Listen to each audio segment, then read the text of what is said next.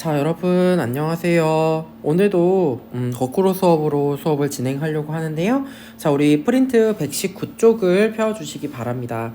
자, 119쪽에 보면 대한민국 정부의 수립이라고 해서 우리 소단원 두 번째 단원과 관련된 내용이 나와 있습니다.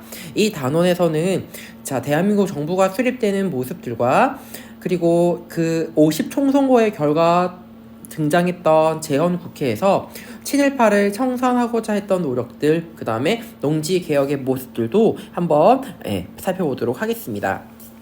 자, 이 세 개의 사진이 바로 오늘 수업에서 배울 주요 장면들이라고 얘기할 수가 있습니다. 위쪽에 50총선거의 포스터의 모습, 밑에 재헌국회의 모습, 그 다음에 우리나라 최초의 대통령 이승만의 모습입니다. 자, 오늘은 대한민국 정부의 수립 과정에 대해서 살펴보도록 할게요.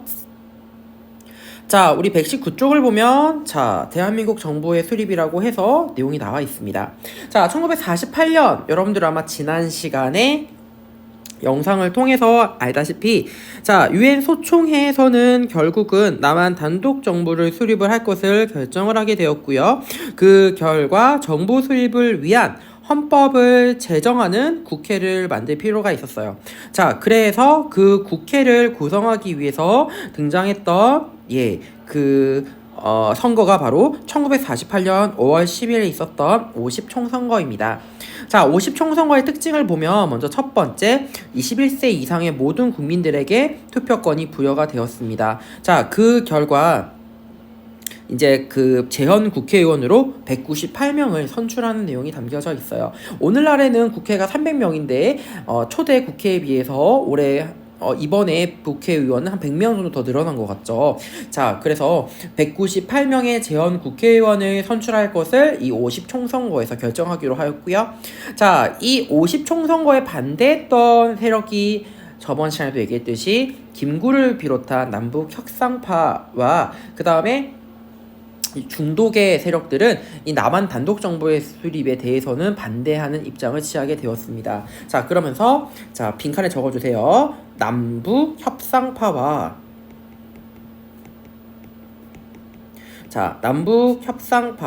그 다음에 중도계의 사람들은 이 선거에 나가지 않았어요. 그래서 우파, 소위 말하는 우익이라고 얘기하는 우리나라 세력이 대거 당선이 되었고요. 특히나 그 중에서도 이승만을 지지하는 세력들이 대거 당선이 되었습니다. 자, 이 선거는 우리나라 최초의 선거이면서도요, 바로 단독 선거였습니다. 자, 이 의의를 보면 우리나라의 선거에 4개의 원칙이 있죠. 보통선거, 평등선거, 직접선거, 비밀선거의 원칙에 의거해서 이루어진 최초의 민주주의 선거가 바로 50총선거입니다. 그 결과 198명의 재헌국회를 결성을 하게 되었고요. 자, 요 재헌국회에 의거해서 우리나라 법의 가장 기초가 되고 근간이 되는 바로 뭘 만들게 되었다? 헌법을 만들게 되었어요. 그게 바로 뭐냐면 재헌헌법입니다.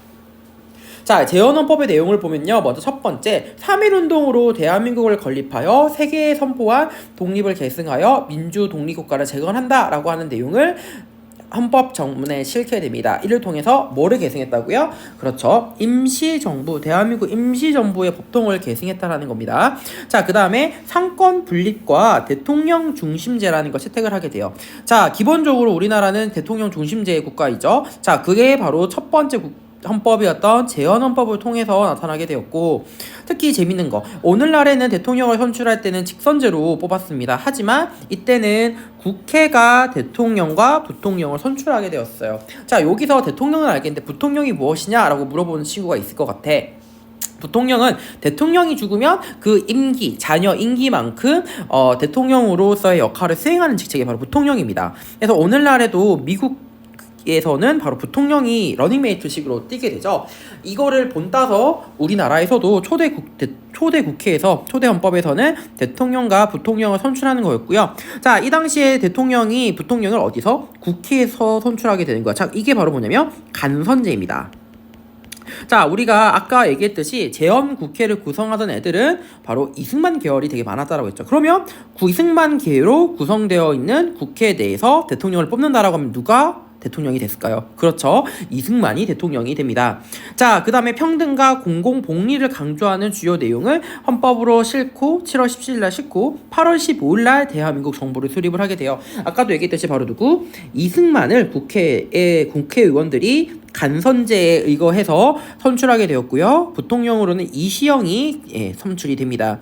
자, 아까 헌법에서 나와 있듯이 뭐를 계승했다고요? 임시정부를 계승했다라는 내용이 나와 있어요. 자, 그러면서 이 대한민국 정부는요 8월 15일 날 이게 수립이 되었고, 자, 유엔 총회에 바로 이 안건이 올라가게 됩니다. 어떻게 할 안건이냐면 정부를 수립할 것인지를 둘러싸고요. 그래서 이 유엔을 통해서 합법 정부라고 하는 걸로 승인을 받게 되고요. 자, 미국을 비롯한 여러 나라로부터 공식적인 정부라는 것을 인정을 받게 됩니다. 자, 그러면서 이제 8월 15일 날 우리나라 정부가 수립되었고요. 그 다음 달 9월 9일 날 북한의 정부가 수립이 되었습니다. 자, 북한 같은 경우에는요, 북조선 임시인민위원회를 북조선 임시인민위원회로 개편을 하고 난 다음에 군대를 창설을 하게 되고, 그 다음에 단독 정부를 수립을 위한 준비를 펼치게 됩니다. 그 결과 제1차 최고인민회의가 개최되었고, 거기서 헌법이 만들어지게 돼요. 그 헌법의 근거에서 김일성을 수상으로 삼고 조선 민주주의 인민공화국을 수립을 하였습니다. 자, 그리고 이제 우리 남한을 보자면, 대한민국을 보자면, 자, 재헌국회에서 했던 두 가지의 대표적인 업적이 있습니다. 그게 바로 뭐였냐면 친일파 청산을 위한 노력을 한 것과 두 번째 농지 개혁을 한 겁니다. 자, 친일파 청산을 하기 위해서 당시에 법을 만들게 돼요. 자, 친일파, 다시 말하면 우리 민족에 반대되는 아이들이라는 표현에서 반민족 행위를 처벌한 자로 규정을 짓게 됩니다. 그래서 반민족 행위 처벌법을 1948년 9월에 제정을 하면서 친일파 처리를 위한 노력을 전개하였습니다. 자, 이 법에 근거해서 자, 반민족 행위를 했던 사람들을 조사하는 위원회를 만들게 돼요. 그게 바로 뭐냐면요, 반민족 행위를 했던 사람들을 조사하기 위한 위원회입니다. 특별조사위원회라고 하고요. 자, 이름이 너무 길죠. 그러니까 이거를 네 글자로 줄이면 바로 반민특위라고 불러요. 그래서 반민특위를 구성을 하였고요. 자, 그러면서 이 반민특위가 중심이 되어서 활동을 벌이게 됩니다. 자, 이 당시에 대표적인 친일파로서는 노덕술이나 최린 같은 사람들이 있었어요. 자, 노덕술은 우리나라 사람에도 불구하고 굉장히 악질적인 친일파였습니다. 그래서 일제강점기 시기에 많은 독립운동가들을 노덕술이 경찰이었거든요. 그래서 잡아 넣습니다. 자, 그 다음에 최린 같은 경우는 여러분들이 그 나에서 설명을 할 때 등장했던 인물 들어본 적이 있을 것 같아. 자, 이런 인물들을 반민특위에서 친일파로 규정을 하고 얘네들을 이제 검사에게 이제 보내게 돼요. 자, 그러면서 이제 재판을 받게 되었는데요. 자, 근데 문제는 바로 뭐였냐면 이 반민특위의 활동에 대해서 이승만 정부에서 소극적인 태도와 비협조적인 자세를 취했다라고 하는 겁니다. 왜냐면 이승만 정부를 지금 떠받들고 있는 세력들 중에 하나가 뭐냐면 친일적인 경향을 가지고 있던 사람들이 있었어요. 자, 그 사람들의 지지 기반을 받아야 되기 때문에 이승만은 만약에 반민특위에 대한 행위에 대한 지원을 하게 되면 그 이승만에 대한 그런 공이나 혹은 이승만에 대한 지지가 떨어질 것을 염려해서 이승만 정부는 바로 이 반민특위에 대해서 굉장히 소극적인 반응을 취하게 됩니다. 그리고 협조를 하지 않아요.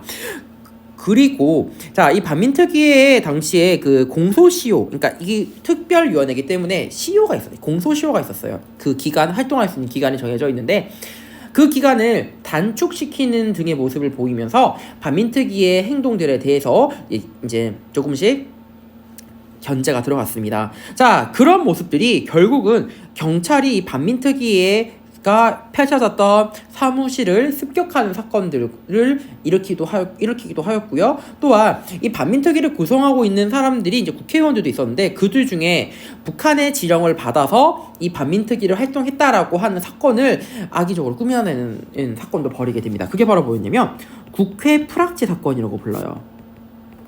여기서 이 프락치는 바로 간첩이라는 뜻입니다. 프락치. 자, 이 국회에 그 북한에서 보낸 간첩이 있다라고 하는 이 프락치 사건을 일으키는 등의 혼란을 겪고 그리고 그 프락치러 했던 사람들이 경찰에 가기도 하고 등등의 국회가 혼란스럽고 결국은 반민특위의 활동을 연장시키는 법도 이제 통과를 시켜야 되지만 이런 국회가 혼란스러운 상황 속에서 결국은 반민특위는 기한이 끝나게 되었고 해체가 되어서 친일파 청산이 제대로 되지 못하게 됩니다. 자, 그래서 친일파 청산의 노력은 좌절되었지만 친일파 처벌을 하기 위해서 반민족 행위 처벌법과 반민특위의 내용들도 조금 교과서를 바탕으로 기억을 해주셨으면 좋겠습니다. 자, 다음으로 볼 거는 농지개혁입니다. 자, 이 농지개혁이라고 하는 거는 자, 해방 이후에 이제 소유자가 불분명한 토지들에 대해서 이제 국가가 중심이 되어서 토지에 대한 소유권을 인정해주고 자, 이런 활동들을 국가가 중심이 돼서 전개되는 거야. 자, 그게 바로 농지개혁인데요. 자, 그래서 이 농지개혁은 국회에서 법이 통과되어서 실천이 되었어요. 자, 이 농지개혁의 가장 큰 특징이라고 얘기할 수 있는 건 바로 뭐였냐면 자, 먼저 첫 번째는 유상매수입니다. 자, 유상매수는 돈을 내고 돈을 지불을 하고 판매했다라고 하는 거예요. 국가에서. 그러니까 토지를 국가에서 판매를 했다라는 거야. 그래서 당시에 소유권을 발급을 해주게 됩니다. 그게 바로 뭐냐면 지가증권이라는 것입니다. 소유권이요. 자, 그러면서 개인의 토지를 국가로부터 사서 소유권 지가증권을 받고요. 자, 이거와 관련해가지고 이제 5년간 그 받은 거에 대한 이제 상환을 하는 조치. 돈에 대한 상환 조치를 하게 됩니다. 그게 바로 유상분배라고 불러요. 그래서 유상매수와 유상분배의 원칙에 근거해서 농지개혁이 전개되었고요. 그 다음에 개인이 보유할 수 있는 토지는 3정보 이상으로 제한이 되어 있었습니다. 자, 이제 그러다 보니까 개인이 토지를 사서 이제 토지를 가질 수가 있는 상황이 발생을 하게 되는 거야. 그래서 토지를 가지고 있지 않은 사람들, 다시 말하면 소작농이라고 부르죠. 그 소작농들이 점차 수가 굉장히 크게 감소되었고요. 이 농지개혁의 결과 지주 소작제가 소멸이 되었고 농민들이 중심이 되어서 농민들 중심의 토지 소유가 확립이 됩니다. 자, 뿐만 아니라 당시에 토지 소유에서 유상매수, 유상분배고 그 다음에 본인이 보유할 수 있는 게 3정보 이상이었기 때문에 많은 돈을 가지고 있는 사람들은 땅을 많이 가질 수 있었겠죠. 그러다 보니까 지주들이 당시에 이 토지를 굉장히 많이 보유를 할 수밖에 없는 상황이었고 특히나 지주들은요 이전에 이 소식을 알게 되자 미리 이거를 매각을 해서 이거를 이제 분배하는 그 토지에 들어가지 않도록 조치를 취하는 등의 어떻게 보면 이 농지개혁이라고 하는 게 농민들을 위해서 유상매수와 유상분배를 전개했다라고 얘기할 수 있겠지만 실제로 보면 그 이면에는 지주들이 사전에 미리 이 농지개혁에 대한 소스를 들어가지고 사전에 매각을 해서 개혁에 대한 대상 토지들이 감소되면서 반쪽의 그러한 선고가 나타나기도 하였습니다.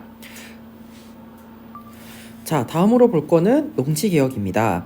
자, 농지개혁을 한 이유는 농민들이 토지를 보유할 수 있도록 정부가 조치를 취한 거라고 얘기할 수 있는데요.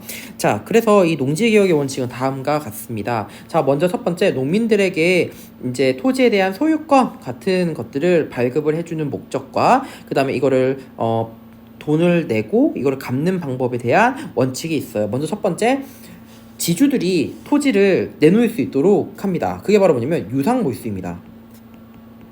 자, 그래서 국가가 이제 토지를 보유를 하는데 그 보유하는 중에서 지주들의 토지가 있을 거 아니야. 자, 그거와 관련해서 이제 국가가 그 토지에 대한 증권을 발급을 해줘. 그러면서 토지를 이제 그 가치만큼 산 거지. 유상으로 몰수한 다음에 이거를 농민들에게 유상으로 분배를 해줍니다.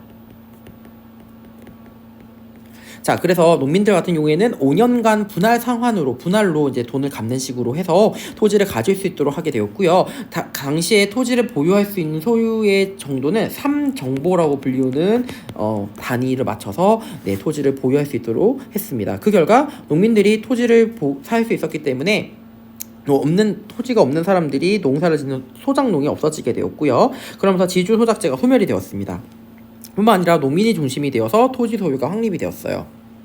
하지만 이 당시에 이 지가증권을 발급하는 지주들에게 지가증권을 발급하는 그 과정에서 지주들이 이거를 미리 알았기 때문에 사전에 이 개혁이 시행되기 전에 미리 다 팔아버려요. 그러면서 실제적으로 이제 지주들이 그 유상 몰수했던 거에 비해서 더 많은 이득을 얻게 되면서 사실은 반쪽짜리 개혁으로 끝나게 되었지만 유상 몰수, 유상 분배 원칙의 농지 개혁을 시행함으로써 농민들이 토지를 보유하게 되는 계기가 되었습니다. 자, 북한의 경우에는 전혀 달랐어. 바로 뭐였냐면 무상 몰수, 무상 분배 원칙에 근거해서 네, 전개가 되었습니다. 그래서 얘들아, 선생님이 약간 실수했는데 유상 몰수가 아니라 유상 매수입니다. 돈을 내고 땅을 샀다라고 하는 거죠. 유상 매수. 이게 지주에 해당이 되는 거고 유상 분배는 농민에 해당이 되는 겁니다. 자, 이러한 개혁을 펼치면서 농지 개혁은 시행이 되었습니다. 자, 여러분들 요 교과서에 있는 내용들 바탕으로 해서 프린트 잘 채워주시고요. 다음 시간에 이와 관련된 활동을 하도록 하겠습니다.